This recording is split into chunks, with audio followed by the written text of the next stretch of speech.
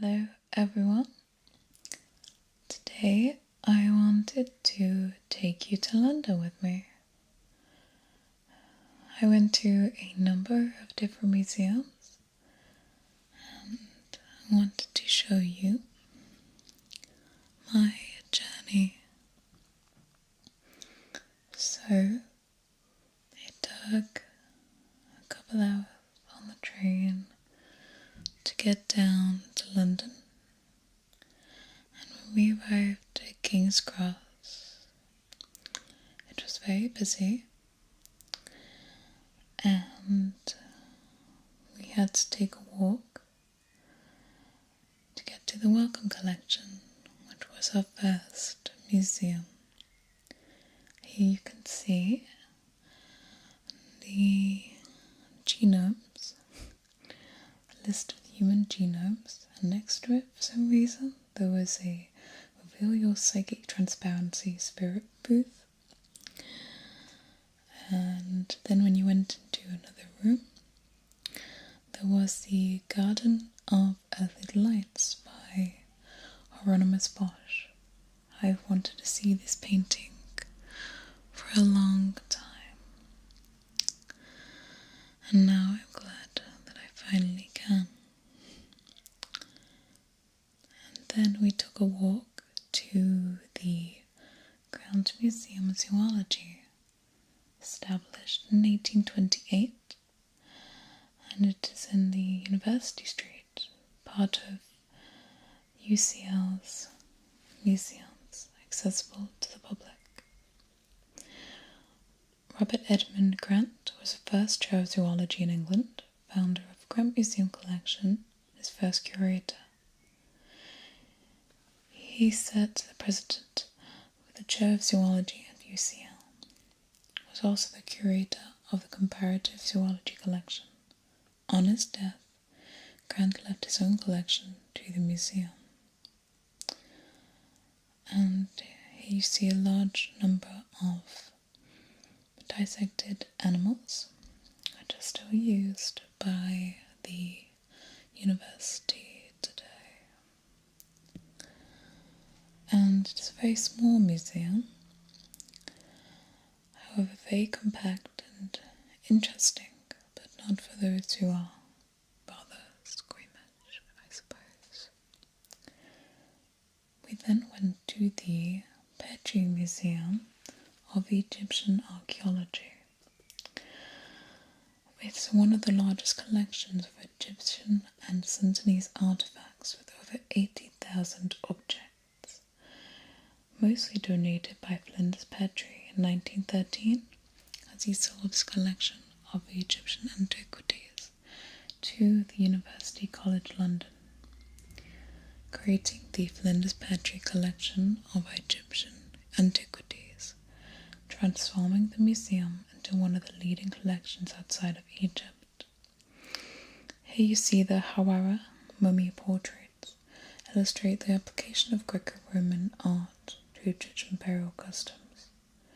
And just then you see the very peculiar pot burial of Badari male, 6 feet tall, part of the pre-dynastic civilization of Badarian.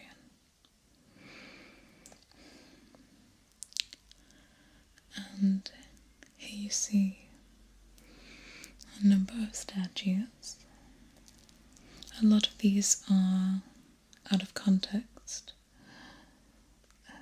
and displayed sometimes little information. Here are the, I believe, pyramid texts, which is some of the oldest form of religious text around the world, with a possible link to the Book of the Dead.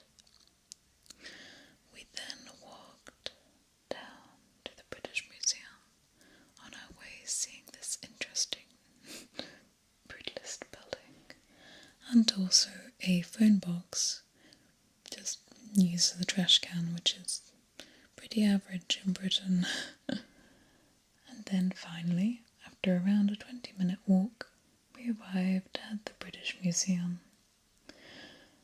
We went through the back entrance, a lot less busy, but still we managed to see a number of interesting items. And here, I think you see a ancestral African head. I haven't done much research into that, but again, here is a Maori Easter Island head. And then we managed to get through to see the Rosetta Stone.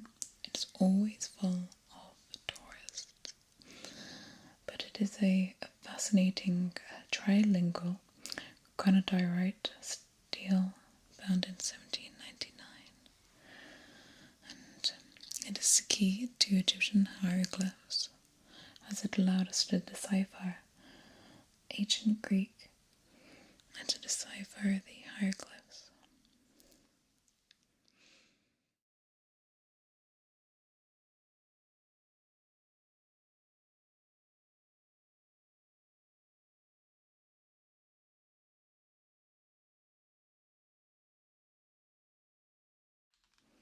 And here you see the thinker, a bronze sculpture by Rodin, one of the 28 casts, and supposed to intend to symbolize mourning or thinking Dante's Inferno's Gates of Hell. Here you see the Nereid monument, sculpted tomb from Thanos' classical period, built in the early 4th century, as the ruins were discovered in 1840 by a British traveller who managed to ship them to the British Museum. Now you can see the Elgin marbles, a very controversial collection of classical Greek marble sculptures under supervision of architect and sculptor Phidias. These were created to be part of a temple, Parthenon of Athens. In 1801, Thomas Bruce, 7th Earl of Arden, obtained these marbles from the Ottoman Empire, the current ruler of Greece. However, following independence from the Ottoman Empire in 1832, Greece began a series of projects to restore its monuments. It has expressed its disapproval of Elgin's removal of the marbles from the Acropolis and the Parthenon, which is regarded one of the world's greatest cultural monuments. Then returned to the Department of Ancient Egypt and Sudan, which houses the world's largest and most comprehensive collection of Egyptian antiquities, with over 100,000 pieces, most perhaps in storage. And here I am awkwardly trying to walk around the beautiful room. I never know how to vlog, so I just don't know where to look. So I think this is when my friends were wondering where I went. But I just felt awkward doing it around everyone else. Yeah. And as you just saw, there was a colossal statue of Amenhotep, created in 1370 BC.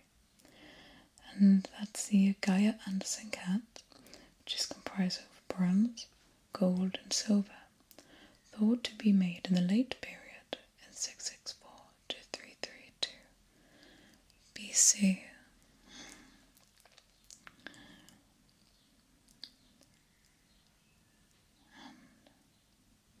Here's a beautiful statue of a ram, I think created in the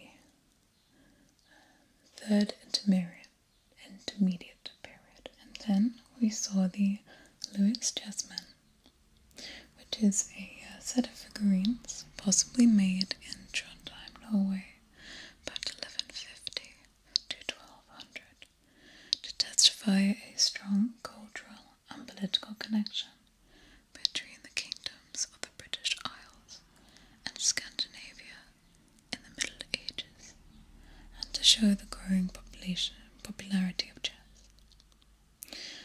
Now, here is one of the most famous Anglo-Saxon discoveries of the Sutton Hoo helmet, which was found in the 1939 excavation in Suffolk.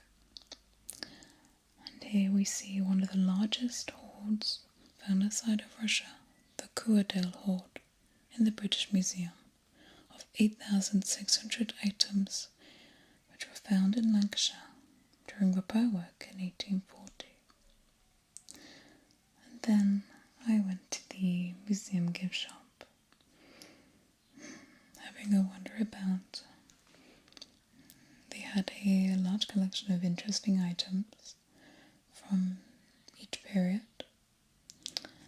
However, I decided to save my money, despite loving many of the items, as many of them were quite overpriced. For example, the tea and the bowls and the mugs. And here I just thought I'd show you a Greek coin owl plate. So I hope you enjoyed this video, and I hope to make vlogs like this again sometime soon,